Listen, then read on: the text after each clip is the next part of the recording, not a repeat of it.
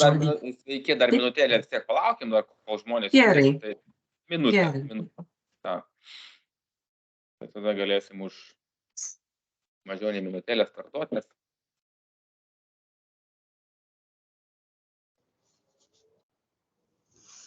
nes čia daugumą turim. Sveiki.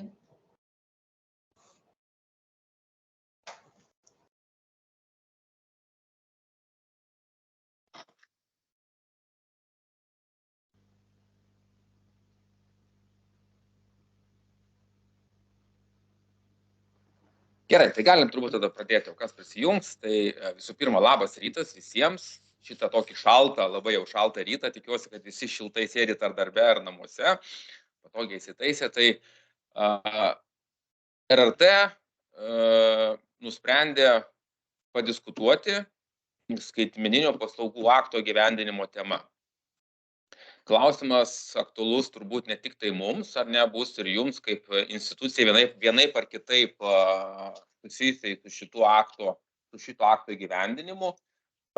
Tikiuosi, kad teko jau apie jį girdėti ir susipažinti, ar ne. Bendras kontekstas yra toks, kad jisai pilna apimtim įsigalios nuo vasario 17 berods.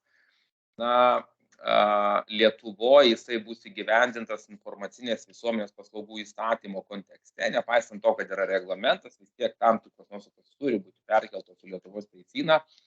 Deja, o taip susiklostė, kad Seimas nepriėmė įstatymo, reiškiasi, dar praeitais metais, ar ne, tai tikimės, kad startavus kovo 10 su pavasario sesija, o galbūt ir anksčiau, pavyks tai padaryti, ar ne, ir mes turėsim pagrindą teisinį formalų. Tai visa ta dabar diskusija, jinai yra be abejo pagrįsta projekto nuostatomis, ar ne, nepaisant to, kad reglamentas be abejo yra priimtas ES, bet viduj, ypatingai tiek kompetitingų, tiek nacionalinių institucijų bendradarbiavimo sistema, tai jinai, sakykime, dar yra projektinėje stadijoje, tikimės, kad drastiškų pokyčių nebus. Tai bendras intro toks apie susitikimo tikslą, tai jau turbūt, kaip ir akcentavau, tai norim pradėti diskusiją su jumis, ar ne, kalbėti šitą temą, pradėti gilintis, kelt klausimus, panašiai. Tai darbotvarkę šiandien turim tokią, kad laiko prasme turim 1,5 valandos. Mano kolegė Laura Vareikienė iš Teisės ir Vartotojų grupės jums pristatys savo matymą ir mūsų bendrai matymą apie kompetitingų institucijų ir nurodymų duodančių institucijų vaidmenį pagal, reiškia, reglamentą ir įstatymo projektą. Po to pakalbėsime apie vieną iš procesų, ar ne, vienas turbūt iš svarbiausių procesų tiek mums kaip būsimam koordinatoriui, tiek jums kaip institucijom, nurodymų šalinti turinį. Tai mano kolegė Asta Gagelienė trumpai pristatys pačią schemą. Ir galiausiai kolegė Irma Kazlienė papasakos apie Metos atvejį, o čia turbūt irgi vienaip ar kitaip teko girdėti, jeigu ne, tai bendrai apie tai pakalbėsim. Debanko identifikuotas tyrimas ir tyrimo metu, ką mes išmokome iš šito tyrimo ir ką mes apskritai į ateitį galim pasižiūrėti, kad tokie tyrimai būtų efektyvesni ir sprendimai būtų priimami greičiau ir efektyviau.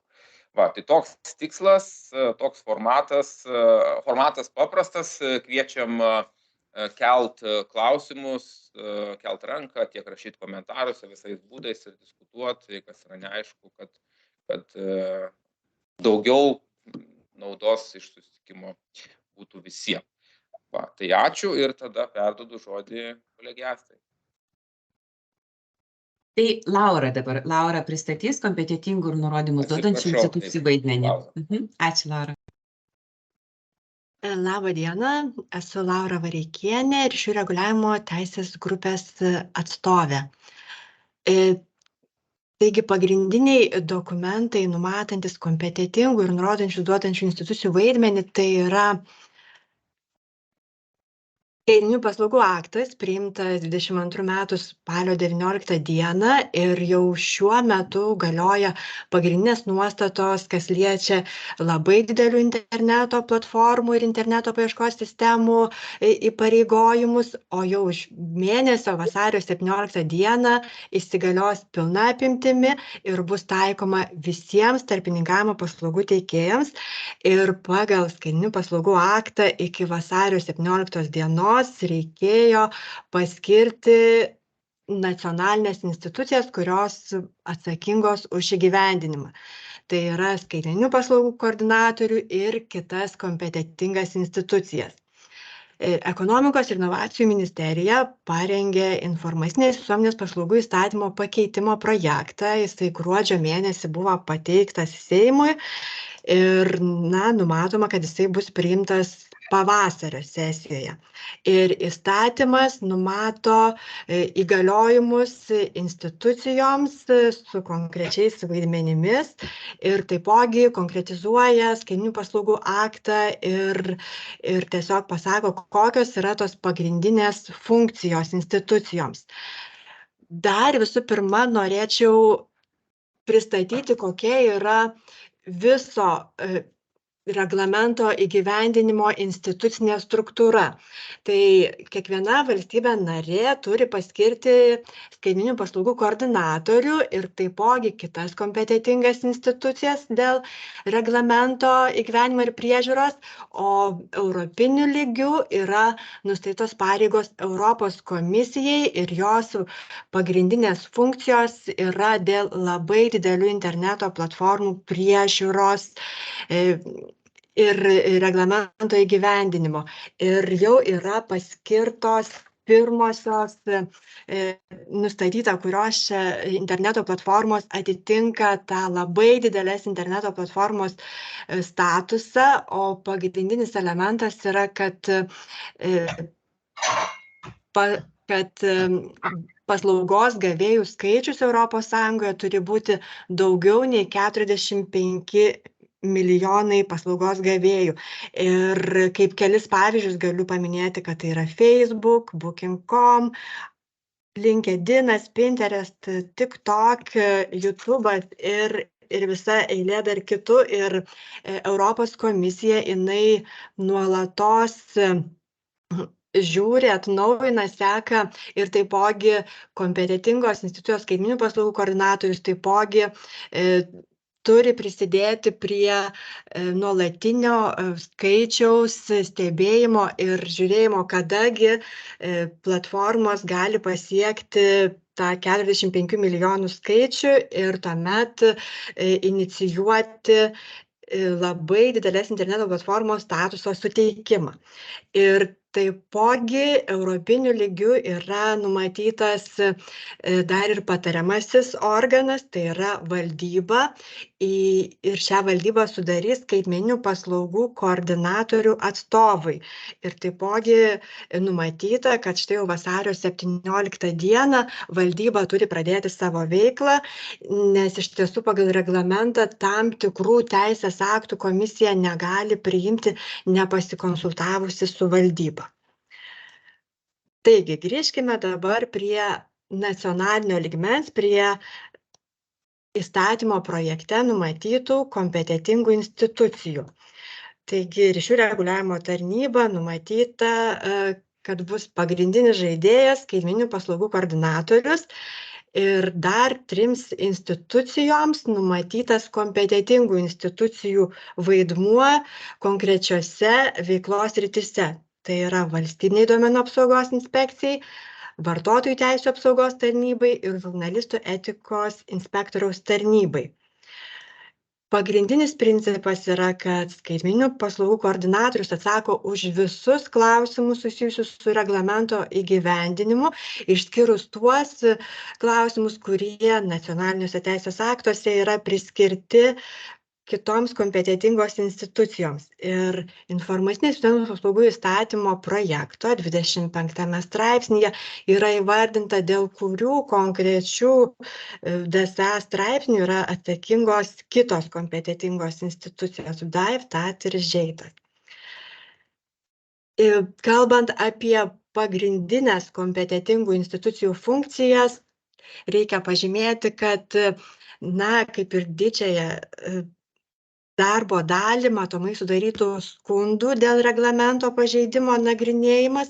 Ir norėčiau pabrėžti, kad tie skundai turėtų būti nagrinėjami dėl Lietuvos kompetencijai priskirtų tarpininkavimo paslaugų teikėjų. Tai yra tie, kurie įsisteigia Lietuvoje. Jeigu skundas būtų dėl kitoje valstybėje narėje įsteigtų tarpininkavimo paslaugų teikėjų, pavyzdžiui, Facebook'ui, tai reikėtų, kad tuos skundus pateikia mums ryšių reguliavimo tarnybai, o mes per specialiai sukurtą IT sistemą jau teiktumėm atsakingos valstybės koordinatoriui. Ir kitas svarbus dalykas, ką numato įstatymo projektas, tai yra, kad kompetentingos institucijos, jos turėtų įgaliojimus atlikti tyrimus, patikrinimus, skirti baudas, bet vėlgi dėl tų paslaugų teikėjų, kurie yra įsisteigę Lietuvoje. Ryšių reguliavimo tarnyba, kaip skaitmeninių paslaugų koordinatorius, jisai turi papildomų funkcijų. Tai yra visų pirma nacionalinių lygių institucijų veiklos koordinavimas. Kita svarbi dalis tai yra tarptautinis lygmuo, tai yra informacijos perdavimas kitų valstybių skaitmeninių paslaugų koordinatoriams ir bendradarbiavimas su Europos komisija, taipogi dalyvavimas taryboje, to patariamo organo veikloje, tenais bus įvairūs susitikimai, taipogi rengti medžiagą susitikimams bei dalyvauti kitoje tarptautinėje veikloje, nes ir DSA numato, kad tyrimai gali būti atliekami ir kelių valstybių mastu ir numato dalyvavimą ir Europos komisijai atliekant tyrimus ir taipogi, kad ir numatyta pareiga Europos komisijai kaip pagrindiniai žaidėjai prižiūrėti labai didelės interneto platformas, bet ir pati Europos komisija nori didelio indėlio ir iš valstybės narių prisidedant prie šių pačių didžiausių žaidėjų priežiūros. Kitas svarbus dalykas, ką turės daryti ryšių reguliavimo tarnyba, numatyta mums funkcija projekte neteisminio ginčų sprendimų įstaigų sertifikavimas, taipogi patikimų pranešėjų statuso suteikimas ir patikrintų tyrėjų statuso suteikimas. DSA numato sąlygas, kurias turi atitikti visi šie subjektai, o ryšių reguliavimo tarnyba detalizuos tvarkas, kurios užtikrins, kad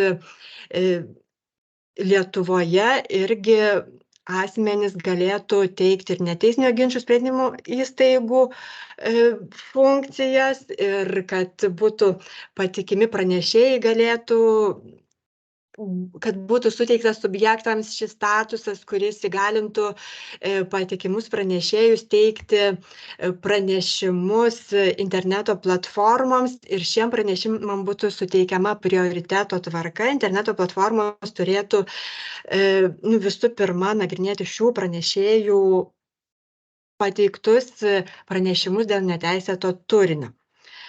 Ir dar viena svarbi ryšių reguliavimo tarnybai numatyta funkcija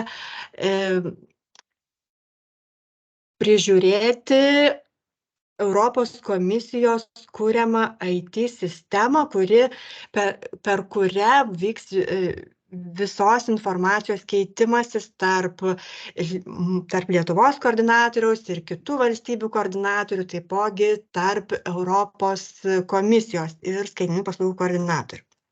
Tai tokios yra pagrindiniai akcentai dėl kompetentingų institucijų vaidmens.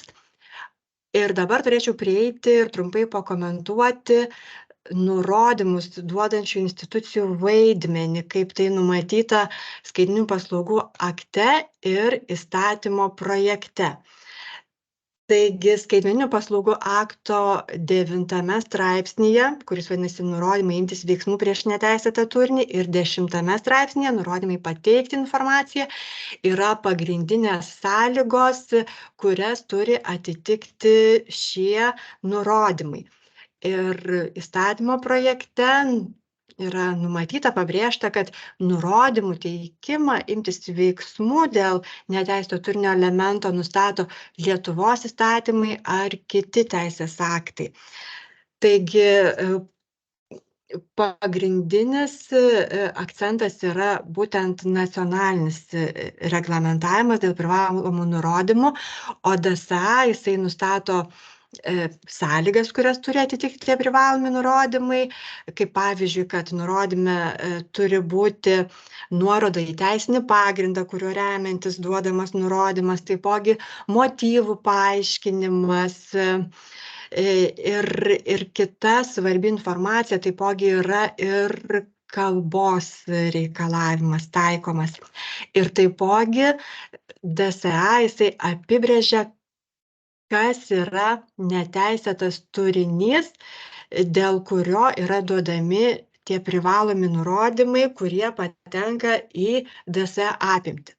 Tai DSA 3 straipsnio H punkte apibrėžta, kad neteisėtas turinys tai bet kokia informacija, kuri savaime ar dėl savo ryšio su tam tikra veikla, įskaitant produktų pardavimą ar paslaugų teikimą, yra nesuderinama su sąjungos teise ir bet kurios valstybės narės teise, kuri atitinka sąjungos teisę, neatsižvelgiant į tikslų tos teisės dalyką ar pobūdį. Įstatymo projektas detalizuoja DSA numatytą tvarką dėl privalomų nurodymų teikimo. Tai yra nurodymą teikianti institucija per 5 darbo dienas nuo nurodymo pateikimo dienos ar teismo leidimo taikyti nurodymus išdavimo dienos šį privalomą nurodymą kartu su bet kokia informacija gauta iš tarpininkavimo paslaugų teikėjo turi perduoti ryšių reguliavimo tarnybai. O jau tuomet tarnyba, gavusi šitą nurodymą ir kitą susijusią informaciją, įdės į IT sistemą ir tokiu būdu ši informacija pasieks visus kitus skaitmeninių paslaugų koordinatorius. Tai tiek būtų trumpai apie institucijų skirtingą vaidmenį ir funkcijas. Puiku. Ačiū, Laura, labai už pristatymą. Aš kolegos noriu pakviesti jau šitame etape, jeigu turit klausimų ar pastebėjimų, ar šiaip norit iš savo pusės trumpai pakomentuoti, kokioj stadijoje, ypatingai čia tas klausimas labai aktualus su tom 3 kompetitingom institucijom, kokioj stadijoje jūs dabar esat su viduje, su procesais, su pasirengimu, apskritai su mąstymu dėl šito akto įgyvendinimo. Tai labai būtų šaunu, kol pereisim į kitą klausimą apie vieną iš procesų, tai kviečiau dabar pasisakyti, padiskutuoti.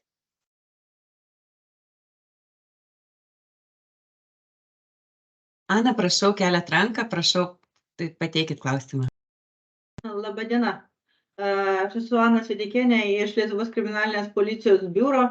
Mes pasijungiam prie šio susitikimo todėl, kad matom mums vieną aktualų bent jau straipsnį, 18 straipsnį bent jau kol kas.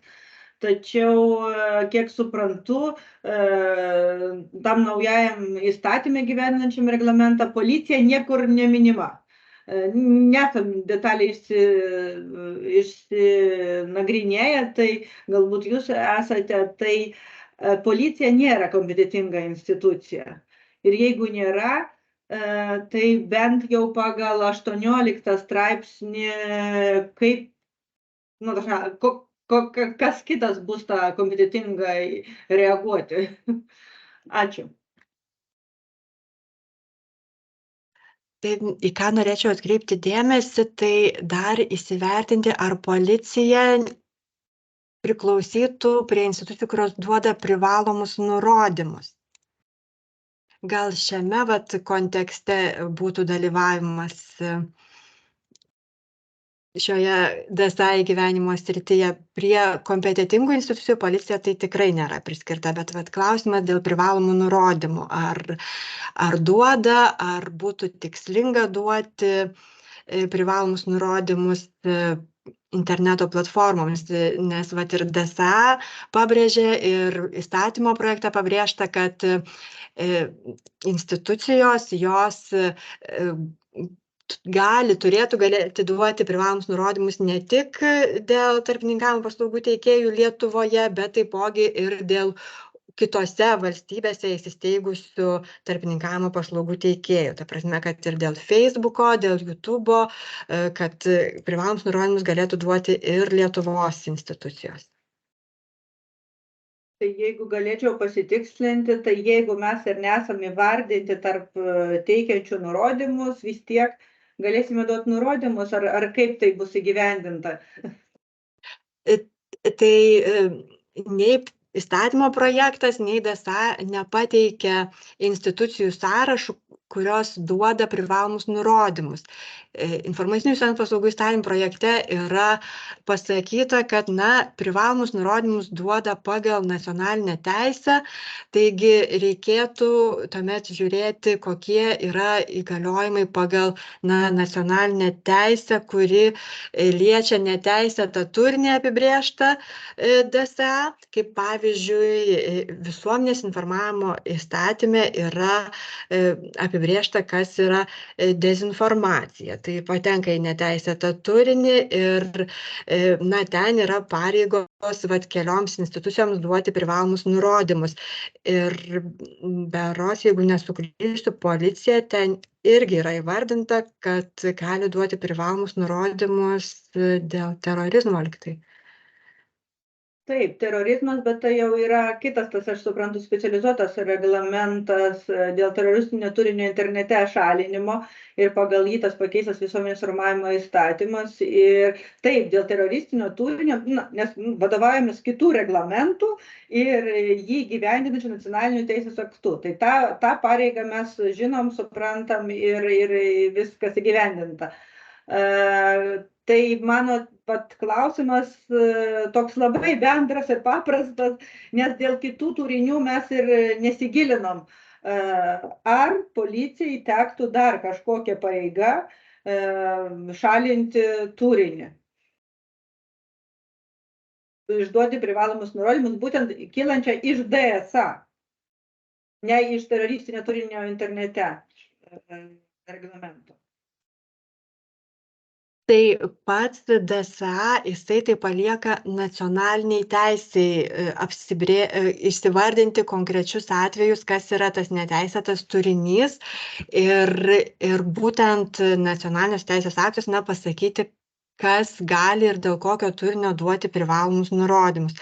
Pavyzdžiui, kaip yra dar dėl visuomenės informavimo įstatymo, Seimo nariai įžvelgia problemą, kad šiuo metu yra aktuali botų fermų veikla. Botai tai reiškia, kad Facebook'e yra išplečiamas tiesiog neautentifikuotas turinys ir išplečiamas ar tai komentarų skaičius, ar tai patiktukų, pasidalinimų. Ir tokiu būdu tas turinys tampa labiau žinomas, plačiau paskleistas ir Seimo nariai identifikavo problemą, kad tai nepatenka po neteisėtų turinių ir dėl to institucijos šiam momentui negali duoti privalomų nurodymų, taigi jie inicijavo visuomenės informavimo įstatymo pakeitimą, kad būtų tai įvardinta kaip neteisėtas turinys ir suteiktos institucijom teisės duoti tuos privalomus nurodymus.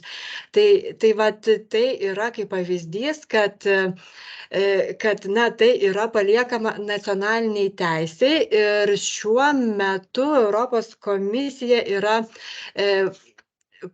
pateikusi tokią kaip Transparency Database, skaidrumo bazę ir tenais galima rasti tokį kaip pavyzdinį neteisėto turinio sąrašą, kas į tai galėtų patekti ir tiesiog tai yra kaip pavyzdinis sąrašas ir galima situacija, kad vienose valstybėse nacionaliniuose teisės aktuose tai yra kaip neteisėtas turinys, o kitose tai gali ir nepatekti po neteisėto turinio. Tai jau priklauso nuo nacionalinio reguliavimo. Ačiū, Laura. Kolegė, matau, dar Irma kelia ranką, tai prašau, Irma, dar papildomai gal turit ką. Taip, laba diena, aš esu Irma Kazlienė, skaitmeninių paslaugų reguliavimo grupės vadovė. Norėčiau atkreipti dėmesį, kad šitas klausimas matomai aktualus daugeliu institucijų, kurias prisijungėte, tai kadangi savo institucijos pavadinimo kažkokiam atskiram teisės akte galite ir nerasti dėl skaitmeninių paslaugų akto, bet reikėtų atkreipti dėmesį, kokius įgaliojimus jau turite pagal nacionalinius teisės aktus. Ir policijos atveju norėčiau atkreipti dėmesį, kad kiti policijos padaliniai, galbūt su Ana jau gal ir esam kalbėję apie tai, kad turi teisę teikti privalomus nurodymus. Mes, pavyzdžiui, dirbam su karštąja linija, ten yra kiti atstovai iš policijos, kurie gali irgi tiesiai kreiptis dėl tam tikrų nurodymų prieglobos paslaugų teikėjam. Ir jeigu policija vykdo tyrimus, irgi tuo pačiu turi įgaliojimus teikti privalomus nurodymus, kad turinys būtų pašalintas.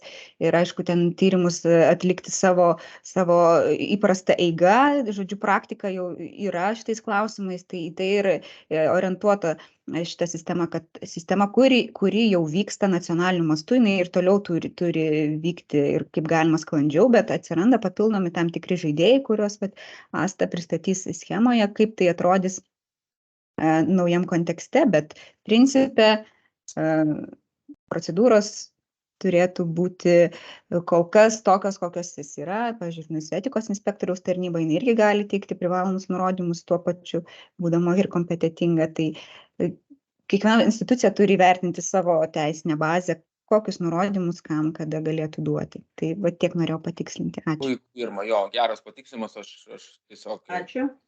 Galiu nebesikartosiu, kad TSA yra horizontalus teisės aktas, jisai konkrečių tiek neteisėto turinio, ką ir Laura pristatė, yra paliekama samprata ir nustatymai nacionaliniai teisėjai, tiek dėl jau esamų ir buvusių bendradarbiavimo schemų pagal nacionalinius teisės aktus, bet unifikuoja visą procesą ES lygiu.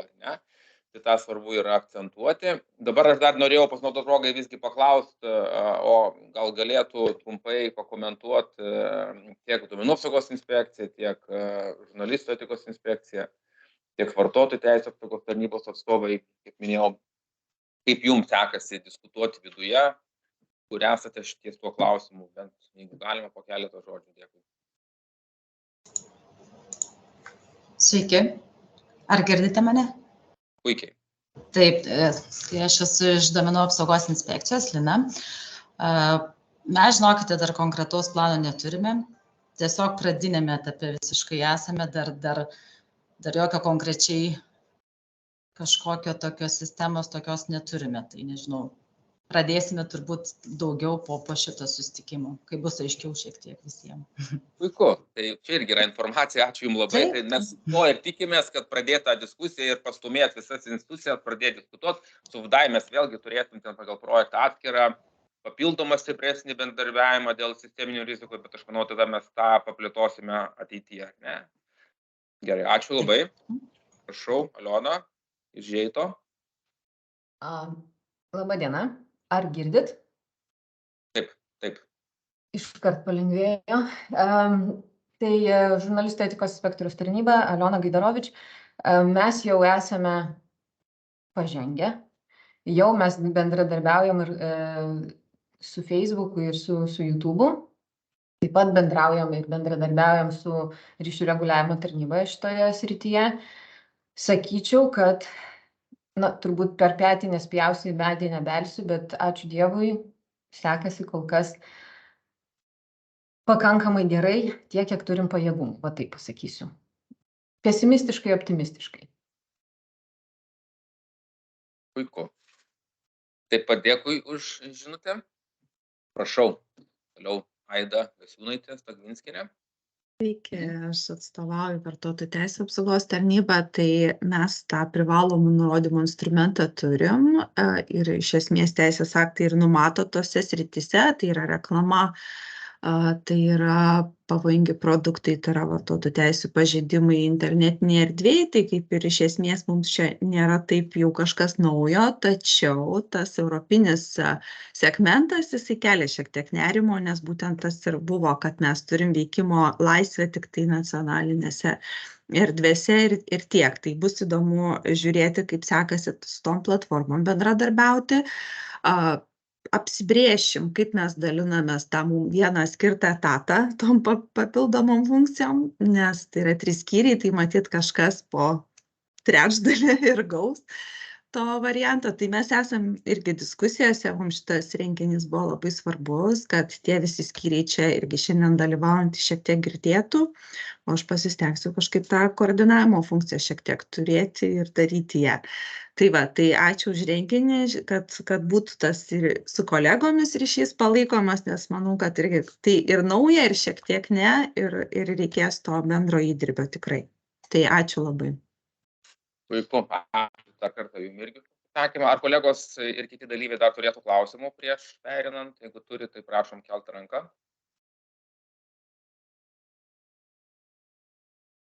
Tai, tada klausimų nematau. Jeigu bus, tai tikrai prašau, kviečiu dar kartą bet kuriuo metu kelti drąsiai ranką ir klausti, o tada dabar prašau Astos pristatyti vieną iš procesų, apie kurį jau čia kaip ir visi daugiau ar mažiau užsiminėm, ar ne, tai yra nurodymų šalinti neteisėtą turinį. Tai čia vienas turbūt iš prioritetinių klausimų visai gyvendinimo kontekste. Prašau, Asta.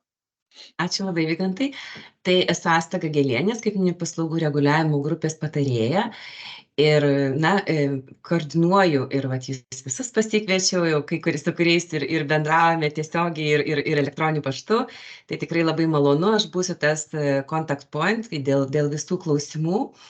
Ir norėčiau papildyti savo kolegės, kad jeigu kompetentingos institucijos yra įvardintos įstatyme ir įvardinti kaip institucijos, tai jos irgi yra nurodymus duodančios teikiančios institucijos taip pat. Ir nurodymus teikiančių institucijų sąrašas, jisai yra nebaigtinis, jisai priklauso nuo Lietuvos nacionalinės teisės ir, sakysime, eigoje šio proceso įgyvendinimo, jeigu atsiras kažkokia tai teisės, Lietuvos teisės, nacionalinis teisės aktas, kuris tas teisės suteikia kažkokiai kitai dar institucijai papildomai, tai tiesiog jinai irgi bus taip pat nurodymus teikianti institucija. Šitą sąrašą mes sudarėme ir jūs pasikvietėme, remdamiesi jau dabar mūsų vykdomais projektais, kaip ir daug bendradarbiavame ir su Žeitu, ir Vdajum, ir kituose karštojo interneto linijai. Tai mes šiek tiek abejojam dėl VMI ir galbūt net prašysime sutikimo, nes labai svarbu, kad pati institucija iš savo reglamentuojančių teisės aktų išeitų ir pamatytų, kad tikrai galbūt reikalingas tas DSA kontekste gyvendinimas. Tai dabar norėčiau jums pristatyti, kaip ir Laura minėjo, 9 ir 10 DSA straipsniai yra pagal nacionalinę teisę numatytais pažeidimais jau atsiranda nurodymų teikimas institucijom. Tai pirmiausiai, šita schema yra ganėtinai tokia didelė, bet neišsigąskite, nes jūsų yra tik tai tas trečias nurodymų teikiančią institucijos veiksmų seka. Bet pradėkime nuo to, kad pažeidimą nacionalinės teisės gali pateikti, registruoti, bet koksai tarpininkam paslaugų gavėjas. Tai gali būti ir asmuo, tai gali būti ir įmonė, asociacija ir taip toliau. Ten yra platus sąrašas ir visi, pastebėję tokį pažeidimą, jau gali atlikti to pažeidimo registravimą.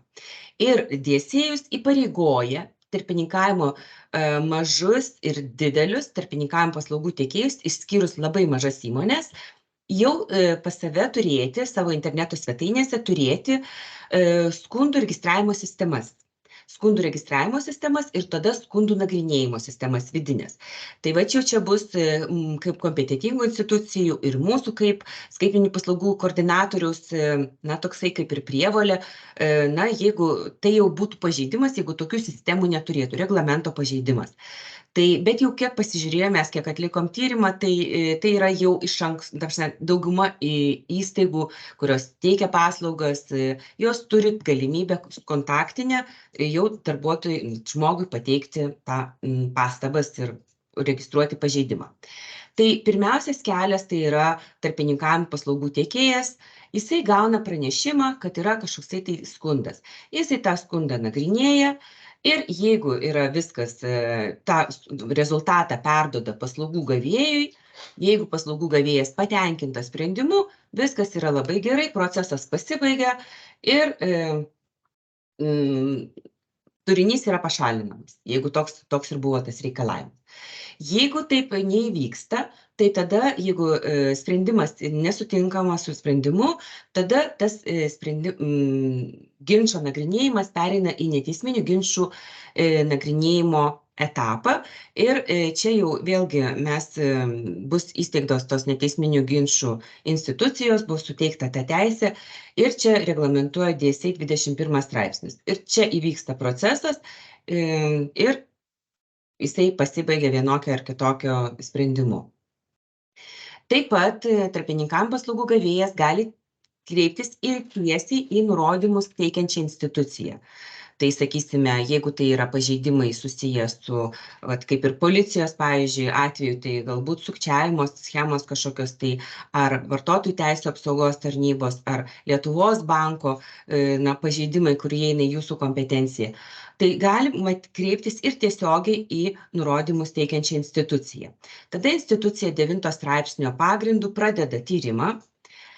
Ir čia tas ir vykdavo ir anksčiau, bet labai svarbus momentas, kad atsiranda skaitmeninių paslaugų koordinatorius ir mes turime tą informaciją gauti iš jūsų, dėl to, kad mes turim prievolę pareigą registruoti tuos incidentus informacinė pasikeitimo mainų sistemoje, jau jinai turi ir vardą, jinai yra Agora, ir mes registruojame tą incidentą, remiantis vėlgi DSA jau 9 straipsnio 3 dalimi, turime užregistruoti tą faktą. Toliau vykdomas tyrimas, jisai atliekamas, jeigu mato nurodymus teikianti institucija, kad reikalinga papildoma informacija, jinai jau gali kreiptis į tarpininkavimo paslaugų teikėją. Gali kreiptis į teikėją ir gauti tą informaciją. Jeigu teikėjas mano, kad tas prašymas yra nepagristas, jisai gali atsisakyti teikti informaciją ir tokiu atveju tas pereina į nacionalinę teisę ir tada vėlgi atsiranda skundo nagrinėjimo teismų ir kitų institucijų įsitraukimas į šitą procesą. Bet jeigu procesas yra sėkmingas, mes gauname visą tą informaciją, kurio mums reikia atlikti tyrimą, surenkame visą informaciją, priemame sprendimą. Vėlgi, jeigu prašome pateikti informaciją, tai irgi labai yra svarbus momentas šią informaciją pasidalinti ir su skaitmeninių paslaugų koordinatoriumi ir reguliavimo tarnyba. Tada mes vėl šitą informaciją perkeliame į Agorą. Tada, kai atliekamas pilnas tyrimas ir mes, nurodymus teikianti institucija, priema sprendimą, labai svarbu tą sprendimą irgi pateikti mums. Ir po to tas nurodymas, žinoma, jisai yra persiunčiamas tarpininkavimo paslaugų teikėjui, teikėjas šalina turinį, atlieka tą nurodymą ir taip pat informuoja paslaugos gavėją. Paslaugos gavėją galima informuoti ir nurodymus teikiančią instituciją, jeigu buvo kreiptasi tiesiogiai, kad jau tas sprendimas buvo priimtas ir tas patenkintas ar dėl kažkokių priežasčių atmestas prašymas. Ir taip pat lygiai pasibaigia procesas. Visais atvejais tarpininkavimo paslaugų teikėjas gali irgi skųsti šitą sprendimą, vėlgi nacionalinės teisės pagrindų. Kaip ir va čia yra pademonstruota, pradiniame etape nuo reglamento įsigaliojimo Lietuvoje, nuo vasario 17 dienos, informaciją nurodymus teikiančią institucijų prašysime siųsti šiuo adresu, tai yra skaitmeninių paslaugų koordinatorius ryšių reguliavimo tarnyboje, šituo elektroniniu paštu, aš ir mano kolegos mes tą paštą tikrinsime. Bet mes matome poreikį ir einam tuo keliu, kad bus sukurta informacinė sistema, tai yra bus šitų pažeidimų registravimo sistema, tai bus formos pildymo pagrindu, jinai bus pasiekiama iš mūsų rrt.lt puslapio, tiesiog nurodymus teikiant instituciją, jinai užpildys privalomus laukus, kaip pat Laura gerai minėjo, yra jau reglamente pasakyti, kokie reikalavimai yra, kaip užpildyti tą nacionalinės teisės pažeidimo faktą. Užpildžius tuos duomenys, jie bus persiųsti į mūsų vidinę skundų registravimo sistemą ir iš jos mes jau perduosime į informacinę sistemą Europos komisijos į Agorą.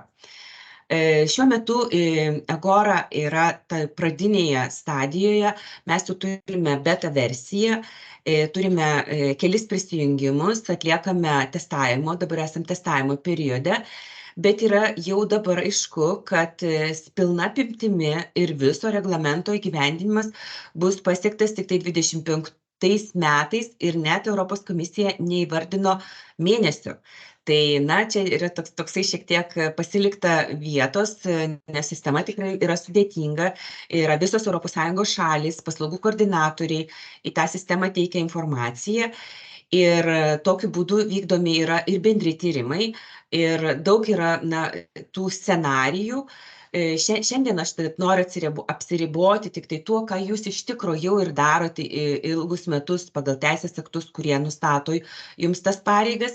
Tik noriu atkreipdėmėsi, kad atsiranda skaitmeninių paslaugų koordinatorius. Mes turim būti informuoti ir mes turim informuoti kitas šalis ir Europos komisiją ir valdybą, taip pat, kuri bus įsteigta visom šalim prie tą reglamentą perkelus nacionalinę teisę. Tai mano kaip ir prezentacija pabaigta ir jeigu turėtumėt klausimų, labai laukčiau jų. Puiku. Ačiū Asta už pristatymą. Tai kolegos ir kiti dalyviai turit klausimų, pastebėjimų. Iš tiesų turbūt klausimų, aš įsivaizduoju, kad jų tikrai yra ir ne vienas, ir ne du, nes pats procesas pakankamai ir sudėtingas ir naujas. Kita vertus, kaip Asta ir minėjo, tai jisai tam tikram kontekste iki šiol jau veikia, ne? Tai kad mes dabar turim patį procesą unifikuoti. Tai kviečiu klausti, ar tiesiog išreikšti savo pastebėjimus. Jeigu tokių turit, akivaizdu, kad viskas aišku, ne? Gerai, jeigu bus klausimų, tai bet kuriuo atveju mes po susitikimo tikrai pasidalinsim susitikimo medžiagą ir pristatymais, kad viduje su savo komandom galėtume dar detaliau susipažinti ir padiskutuoti. Tai tikrai, kaip ir Asta minėjo, durys atviros, galima kreiptis bet kada į mūsų kolegas, siekiant išsiaiškinti klausimus susijusius su DSA šito aspektu. Gerai, tada dar kartą Astai ačiū. Jeigu turėsite kolegos, vėlgi drąsiai bet kada rašykite, tai tada dabar paprašysiu kolegės Irmos trumpai pristatyti jau mūsų turėtą pirmą atvejį, kur teko imtis aktyvių veiksmų siekiant pašalinti teisėtą turinį. Prašau, Irma. Ačiū, Vygantai.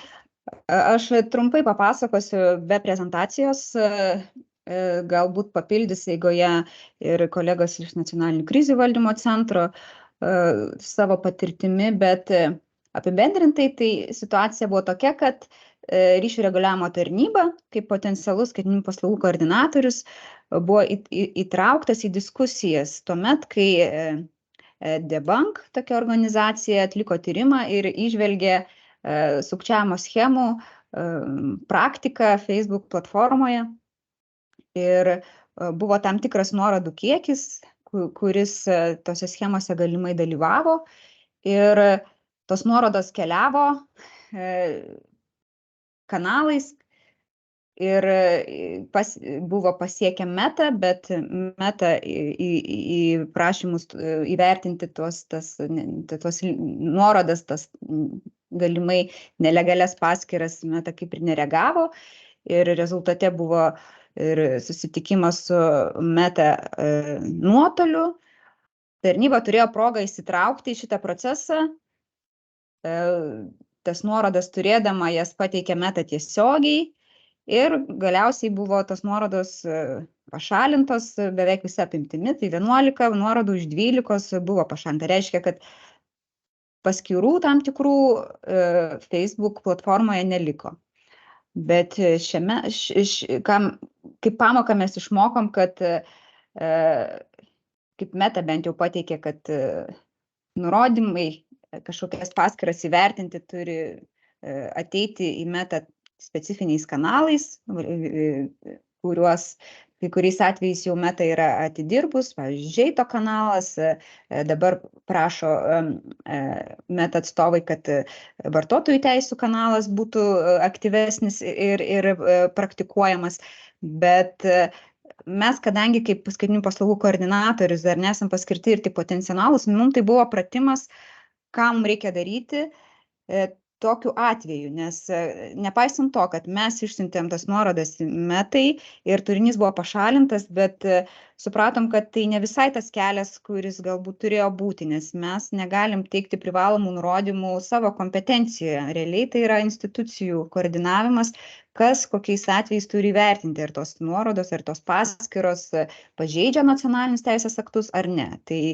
antru atveju mes esam gavę nuorodų kiekį jau kitą, vėlgi tiesiai iš Debunk vėlgi organizacijos, bet šiuo metu jau bendradarbiavom su Žeit tarnyba, kad būtų einama link teisingų procedūrų, kaip reaguoti į tam tikras indikacijas iš tyrėjų, iš tokių organizacijų, kurie daug įdirbio įdeda ir ieško tų negerų paskyrų ar kitais atvejais, netgi kitose portaluose galbūt kažkokių tokių nelegalių apraiškų. Tai bendrai tariant, mūsų pamoka yra tokia, kad gavus informaciją atidirbti algoritmą, kaip dalintis informaciją su kitom institucijom, kas turėtų imtis veiksmų.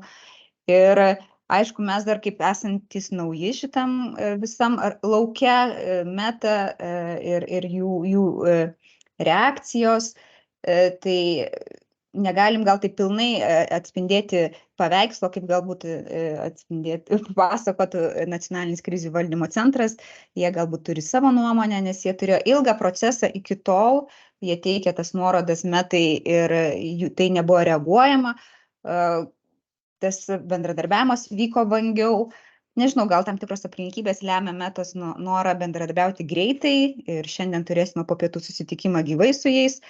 Irgi keletą atstovų iš institucijų ir šiuo metu dalyvaujančių bus. Tai jeigu kažkokie klausimai yra, tai irgi sakykit drąsiai, ką mes galėtume paklausti būtent Metos, gal jūsų kontekste kažkiek susidurėt su kažkokiais niuansais. Bet matomai tiem, kuriem aktualu ir dalyvau šitam susitikime ir jeigu ką mes galėsim kažkokią formą pasidalinti rezultatais. Tai tokie būtų pastebėjimai, galbūt papildytų iš NKVC atstovas, jeigu ne, tai tiesiog kokie klausimai, galbūt girdėjote šitą situaciją, atgarsiai ir panašiai. Žodžiu, lauksim jūsų pastebėjimų. Tai būtų trumpai tiek. Puiku, Irma. Ačiū. Aš tik gal tiesiog visą irgi pridursiu, papildysiu, kad Irma labai teisingai pastebėjo, tai iš tiesų tiek šituo atveju turbūt, tiek į ateitį žiūrint su kitom platformom, ar tai būtų didelės ar mažesnės, svarbu, kad būtų aiškus procesas, apie ką mes dabar ir pradedam kalbėti ir diskutuoti. Toks yra DSA tikslas, kad būtų aišku, kas ir kokiu būdu turi ir kaip pateikti informaciją šiuo atveju dėl neteisėto turinio šalinimo. Ir šitas pavyzdys parodė, kai ta informacija buvo pateikta ir gauta tinkamo būdu, tai platforma sureagavo. Klausimas, kodėl nereagavo anksčiau, kaip ir Irma minėjo, tai čia turbūt jau vėlgi yra tam tikrų niuansų ir didesnė priešistorija, tai čia paliksim tą praeitį, bet žiūrint į ateitį, svarbu mums visiems išdirbti tą bendrą sistemą. Matom ranką pakeltą, prašau. Ada. Girdi, mikrofonai įsijungite, prašau.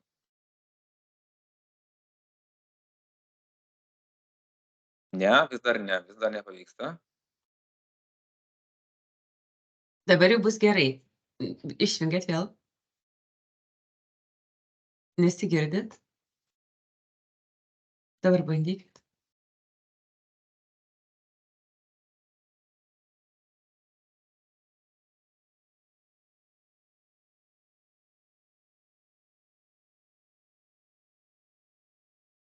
Kol Ada bando jungti mikrofoną, gal kiti kolegos turi dar klausimų ar pastebėjimų šiuo aspektu? Kolegos, sveiki, ar dabar girdžiuosi? Dabar girdim, prašom. Tai labai atsiprašau už techninius nesklandumus. Aš esu Ada, atstovauju krizių valdymo centrą šiandieną. Tai norėjau pirmiausia labai padėkoti už organizavimą. Iš mūsų pusės tikrai tema yra aktuali ir džiaugiamės, kad daug institucijų prisijungia ir turėjom galimybę pasikalbėti.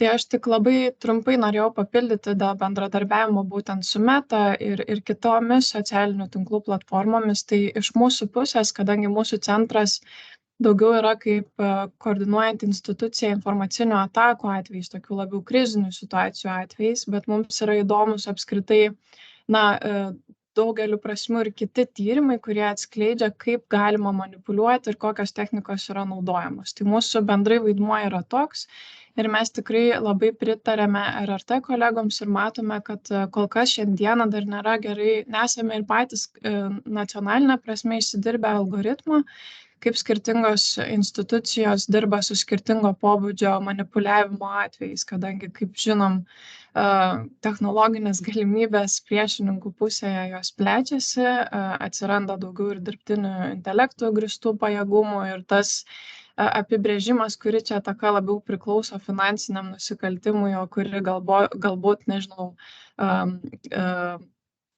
kažkokį tai brandą pažeidžia mūsų šalies, labai tokia slidi riba atsiranda. Tai mes irgi iš savo pusės bandome inicijuoti pokalbį. Šią savaitę turėsime ketvirtadienį ir susitikimą gyvai, nemaža dalis jūsų institucijų yra pakviestos. Tai mūsų gal mintis yra tikrai tokia, palaikom tą pokalbį, kad išsigrynintume aiškiai algoritmą, kada galime vieni su kitais pirmiausia bendrauti ir greičiau vieni kitus pasiekti, nes čia irgi kyla sunkumų. Ir kita vertus, taip pat išsigryninti algoritmus, kokias priemonės mes turime patys turinio šalinimui, čia jau šiek tiek atsiribojant nuo socialinių tinklų, bet apskritai kalbant apie internetinį turinį. Tai turime atsakingas institucijas, kartais jų indėlis yra irgi labai svarbus, nes kad ir kalbant apie debankų, tą atvejį, apie kurį buvo pranešta, tai buvo finansinis nusikaltimo sukčiavimo schema, bet mes turėjome Lietuvos portalus imituojančias internetinės svetainės, ir čia jau yra, mes turim priemonių, kaip tą galėtume patys greičiau sukontroliuoti, apriboti ir nebūtinai sulaukti atsakymo iš Metos, kurie jau tą antrinius padarinius labiau pašalina. Tai, žodžiu, tokia galbūt žinutė iš mano pusės, tai dar kartą ačiū ir tikiuosi toliau bendrausim. Puiku, ačiū. Ačiū, Ada, iš tiesų tikslas ir yra, kaip ir pradžioje minėjom, bendrauti ir bendradarbiauti, siekiant išsiaiškinti, kuo daugiau kylančių klausimų, jų tikrai yra ir bus, nes tema yra pakankamai dinamiška ir įvairialypė. Kolegos, ar dar turim klausimų, pastebėjimų, pasakymų?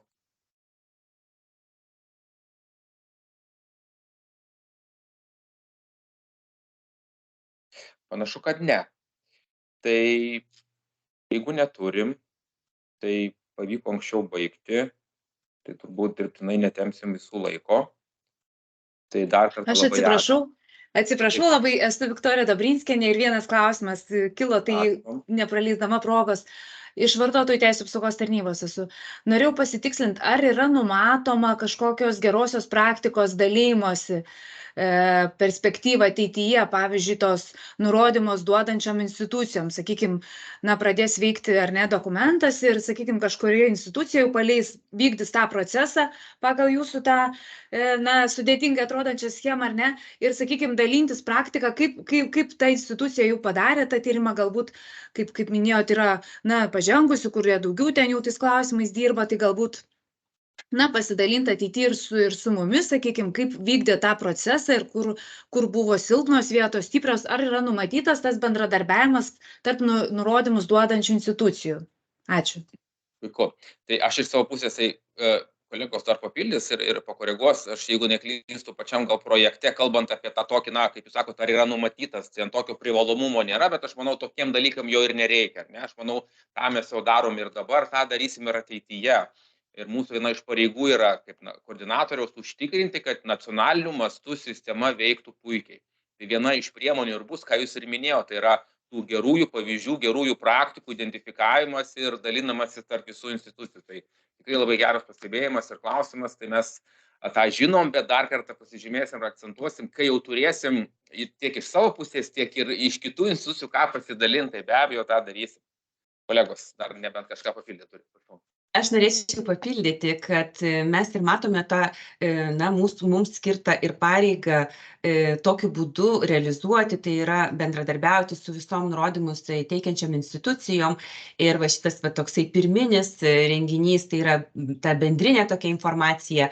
Ir tikrai prašysime iš nurodymus tokių labiau gal turinčių daugiau patirties būti mūsų informacinės sistemos pilotais kelių įstaigų, tai yra pabandyti, kaip veiks ta registravimas, ir matysit kažkokias, teiksite pastabas.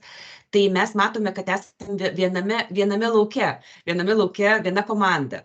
Tai mūsų ir tikslas, kad ta komanda būtų kuo stipresnė.